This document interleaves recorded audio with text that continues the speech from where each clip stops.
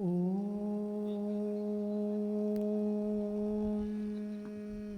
नमः सिद्धेभ्यः।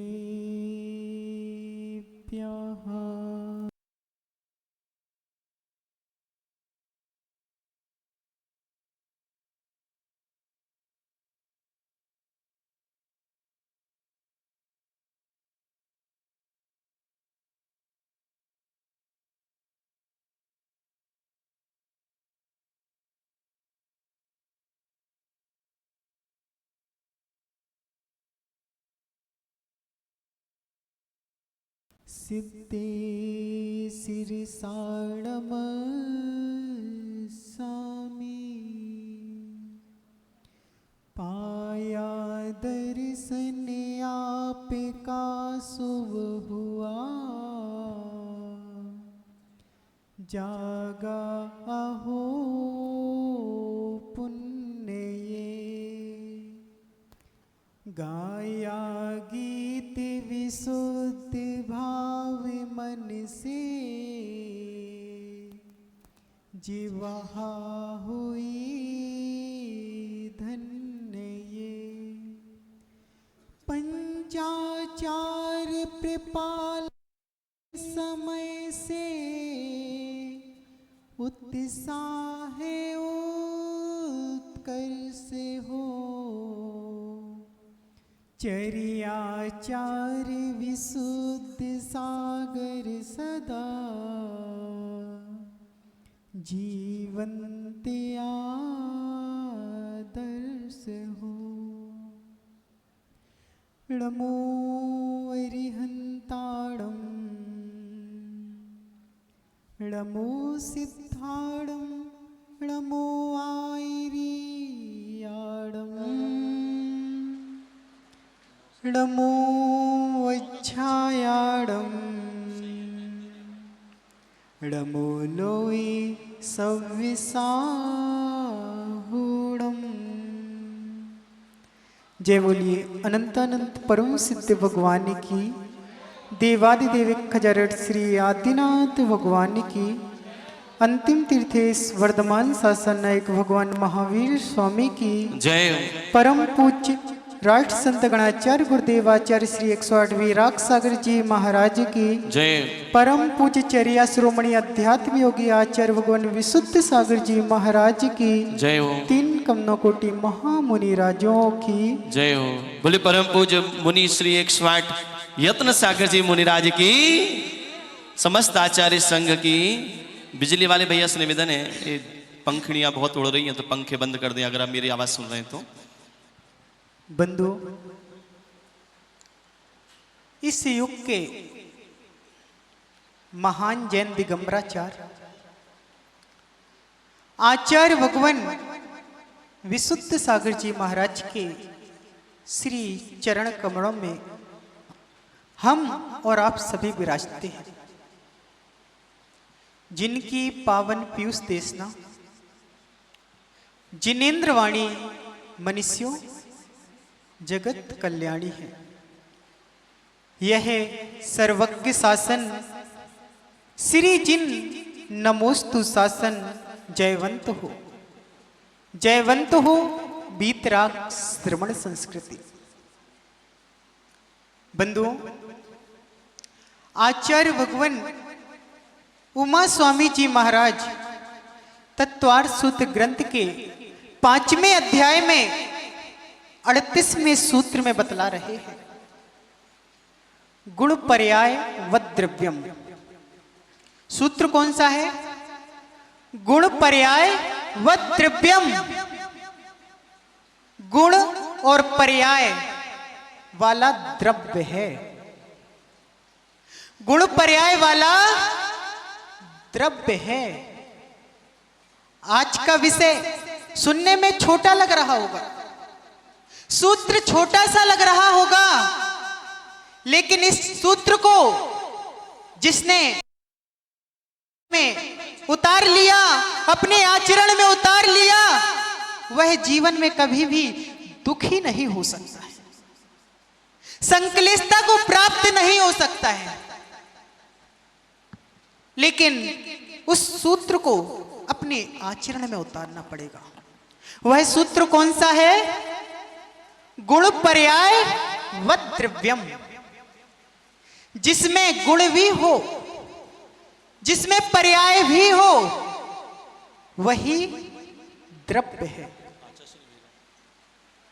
पहली बार सुनने वाला सोचेगा कि कोई दर्शन की बात कर रहे हैं। हां, ये दर्शन की ही बात कर रहे हैं, ये जैन दर्शन की बात कर रहे हैं। लेकिन ये विश्वास दिलाता हूं, अगर 15 मिनट आपने सुन लिया तो एक छोटे से छोटा बच्चा भी गुण पर्याय द्रव्य बता देगा कि ये क्या कहलाता है। छोटे से छोटा बच्चा भी, जिससे भी पूछ लो, वो बता देगा गुण पर्याय द्रव्य क्या कहलाता है। एक बालक मोबाइल चला रहा था। पिताजी ने पूछा, बेटा तुम 5 घंटे से फोन चला रहे हो, क्या तुम्हें थकान नहीं होती? वह बालक बोलता है, पिताजी मैं फोन को नहीं चला रहा हूं, मैं फोन को नहीं चला रहा हूं, रील्स मुझे चला रही है। आज की स्थिति ऐसी ही है। हम मोबाइल के मालिक नहीं, मोबाइल के नौकर ज्यादा बन चुके हैं। पहले बालक जब छोटा होता है, वह भोजन नहीं करता है तो उसे कार्टून दिखाते हैं, तरह तरह के अपन उसमें चित्र दिखाते हैं कि बालक खाना खा ले। 10-10 साल 15-15 साल निकल जाते हैं। उसके बाद महाराज जी के पास आते हैं, महाराज जी मेरा बेटा फोन बहुत चलाता है। अरे आदत डाली किसने, बिगाड़ा किसने? खाना नहीं खा रहा था, जब भूख लगती तो अपने आप खाना खाता, लेकिन आपने टाइम बच जाए, जल्दी खाना खा ले, उसके चक्कर में अपन ने फोन दिखाना चालू कर दिया। तो हम मोबाइल के मालिक कम, नौकर ज्यादा बन चुके हैं। यहीं से आज का विषय शुरू करते हैं, गुण पर्याय व द्रव्यम। शरद जी, गुण पर्याय व द्रव्यम क्या कह रहे हैं इधर पर? द्रव्य क्या है? द्रव्य क्या है? आप सभी के पास फोन है? सबके पास होगा, किसके पास नहीं है? सबके पास है। जितने भी सभा में बैठे हुए सबके पास फोन होगा। फोन में अपन, उसमें देखा जाता है रंग बदलते हैं, तरह तरह के चित्र आते हैं, आते कि नहीं? फोन में तरह तरह के रंग बदलते हैं, तरह तरह के चित्र आते हैं। अपन फोन का कवर भी बदल देते हैं, फोन का वॉलपेपर भी चेंज कर लेते हैं, फोन में अपन डीपी भी चेंज कर लेते हैं, फोन में अपन सॉफ्टवेयर भी अपडेट कर लेते हैं, तरह तरह की वीडियो डाउनलोड कर लेते हैं, तरह तरह की वीडियो डिलीट कर देते हैं। लेकिन क्या मोबाइल बदलता है? नहीं बदलता। यानी जो बदलता है वह पर्याय हुआ करती है, और जो हमेशा रहता है वह द्रव्य हुआ करता है। कुछ समझ में आया?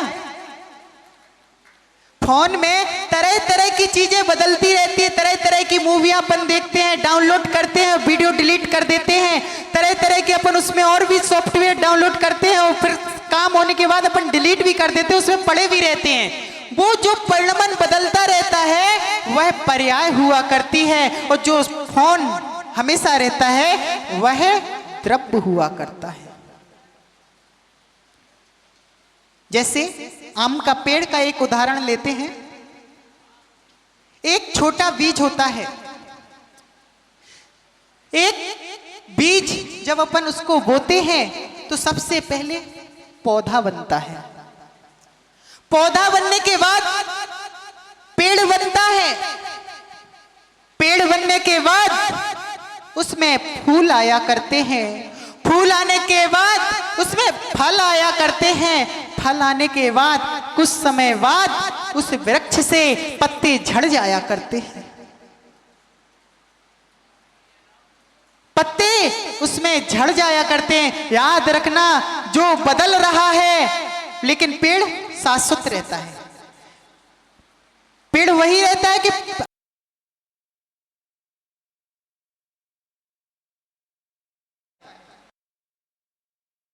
पेड़ उगाना पड़ता क्या? नहीं, पेड़ वही रहता है, उसमें परिणमन होता रहता है। जैसे कभी पौधा फल, जैसे कभी उसमें फूल आते हैं, फिर फल आते हैं, उसके बाद पत्ते झड़ जाया करते हैं, फिर पुनः परिवर्तन हुआ करता है। जो परिवर्तन हुआ करता है वह पर्याय हुआ करती है, और जो द्रव्य हुआ करता है वह हमेशा रहा करता है। अवस्थाएं बदलती हैं, अवस्थाएं बदलती हैं, यही पर्याय है। आत्मा भी ऐसी ही है। यह अपने अंदर, यह शरीर के अंदर जो भगवान आत्मा विराजमान है वह भी ऐसी ही है। अपन सभी बचपन में थे, बचपन के बाद किशोर भी हुए, किशोर के बाद युवा हुए, युवा के बाद वृद्ध होंगे, वृद्ध होने के बाद शरीर बदलता रहता है, शरीर बदलता रहता है, विचार बदलते रहते हैं, कपड़े बदलते रहते हैं, दोस्त बदलते रहते हैं, गतियां बदलती रहती हैं, लेकिन मैं नहीं बदलता। मैं यानी आत्मा, आत्मा वही रहती है जो जैसे कर्म करता है, जैसे कर्म इस पर्याय में, वर्तमान पर्याय में करता है, वह भविष्य में गति के अनुसार जैसे कर्म करता है अपनी अपनी गतियों में चला जाया करता है। लेकिन आत्मा वही रहती है, आत्मा नहीं बदलती है। जो कर्म करते हैं उस कर्म के अनुसार अपनी अपनी गतियों में चले जाया करते हैं, वह पर्याय हुआ करती है। गुण क्या है? द्रव्य तो हो गया, पर्याय हो गई, अब गुण क्या है?